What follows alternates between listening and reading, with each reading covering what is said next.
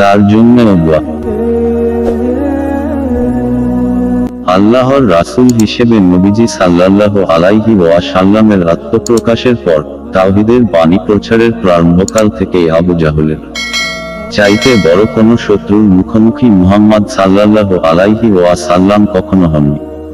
হেন কোনো অত্যাচার নেই যা আবু জাহল নবীজির ওপর করেনি। লাঞ্ছনা, অপমান, অপদস্থ তো ছিলই, শারীরিক আর মানসিকভাবে নবীজি সাল্লাল্লাহু আলাইহি ওয়াসাল্লামকে সবচেয়ে বেশি আঘাত করা ব্যক্তি ছিল এই আবু জাহল। সাহাবীদের ওপরও অকথ্য, নির্মম আর পাশবিক অত্যাচার নেমে এসেছিল এই আবু জাহলের ইশারা। একাত্মবাদের বাণী প্রচার যখন থেকে নবীজি সাল্লাল্লাহু আলাইহি ওয়াসাল্লাম এবং তার সাহাবীদের ব্রত হয়ে ওঠে, তখন থেকে আবু জাহল যেন ইসলামের এক অবধারিত শত্রু। তার কুটচাল, তার শত্রুতা, পাশবিকতা যেন অঙ্গাঙ্গিভাবে জড়িয়ে আছে ইসলামের প্রচার এবং প্রসারের সাথে।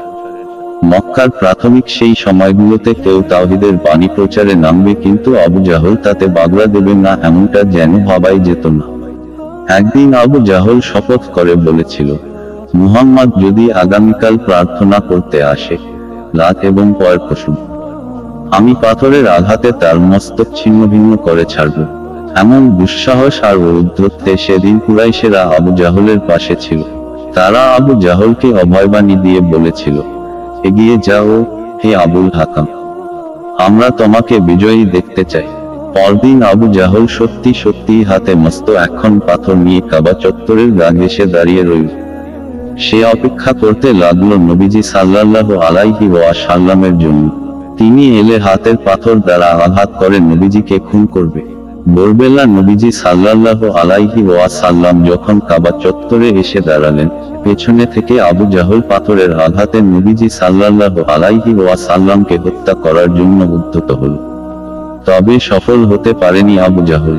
সেদিন সে এমন এক ঘটনার মুখোমুখি হয়, যা দেখে সে হাতের পাথর ফেলে দিয়ে দৌড়াতে দৌড়াতে তার সঙ্গী সাথীদের কাছে ফিরে যায়। তারা অবাক হয়ে জানতে চাইল, ওহে আবুল হাকাম, তোমার তো মুহাম্মাদের মাথা গুঁড়িয়ে দেওয়ার কথা ছিল, কি হলো তার?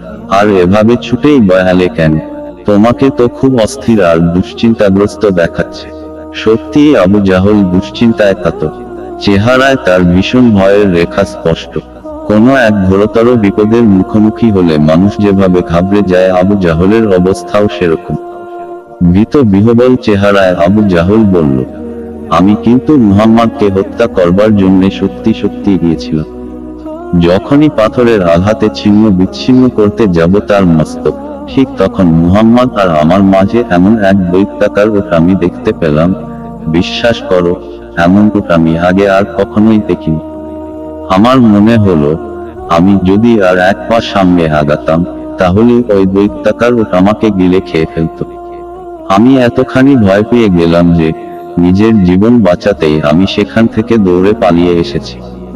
সেদিন আল্লাহ সুবহানাহু ওয়া তাআলা নিজ দায়িত্বেই নবীজিকে রক্ষা করেছিলেন। আবু জাহলের এমন শত্রুতা থেকে নবীজি সাল্লাল্লাহু আলাইহি ওয়াসাল্লামকে বাঁচিয়ে নিতে তিনি এমন এক নিদর্শন আবু জাহলের সামনে হাজির করলেন, যা দেখে আবু জাহল রীতিমতো বিড়নি খেয়ে গেল। নবীজিকে হত্যা তো দূর, নিজের প্রাণ বাঁচাতেই সে পলায়ন করল। ইসলামের একেবারে প্রথম যুদ্ধ, প্রথম যে জিহাদ, সেই বদরের যুদ্ধে মুসলিমদের লড়তে হয়েছে মূলত আবু জাহল বাহিনীর বিরুদ্ধে। মুসলিমদের প্রতিপক্ষ হিসেবে শত্রু শিবিরের নেতৃত্বের আসনে ছিল সে, যে আবু জাহলের কারণে অতিষ্ঠ হয়ে উঠেছিল নবীজি সাল্লাল্লাহু আলাইহি ওয়াসাল্লামের গোটা জীবন, যার কারণে বারে বারে বাধাগ্রস্ত হয়েছে দ্বীনের দাওয়াত। মুসলিমদের পেছনে যে লেলিয়ে দিয়েছিল পুরো মক্কাবাসীকে, তার জন্যই কিনা নবীজি হাত তুলে দোয়া করেছিলেন আল্লাহর কাছে। আবু জাহলের এত শত্রুতা, এত ভয়াবহ অত্যাচার নির্যাতন, নবীজি সাল্লাল্লাহু আলাইহি ওয়াসাল্লামের উপর এত জঘন্য মিথ্যাচারের পরও নবীজি সাল্লাল্লাহু আলাইহি ওয়াসাল্লাম তার হিদায়াতের জন্য আল্লাহর কাছে হাত তুলে দোয়া করেছিলেন। তিনি খুব করে চেয়েছিলেন আবু জাহলকে যেন আল্লাহ সুবহানাহু ওয়া তাআলা হিদায়াত দান করেন, যেন আবু জাহলের শত্রুতার হাত ইসলামের জন্য হয়ে ওঠে বন্ধুত্বের পেয়ালা। আবু জাহলের বিষে ভরা মন যেন ইসলামের জন্য ভালোবাসায় ভরে ওঠে। তার বিষাক্ত চোখে যেন শোভা পায় ভালোবাসার রন্ধন। দিনের জন্য বাধার প্রাচীর হয়ে ওঠা আবু জাহল যাতে ইসলামের বন্ধু হয়ে উঠতে পারে, তার জন্য দোয়া করেছিলেন নবীজি সাল্লাল্লাহু আলাইহি ওয়াসাল্লাম।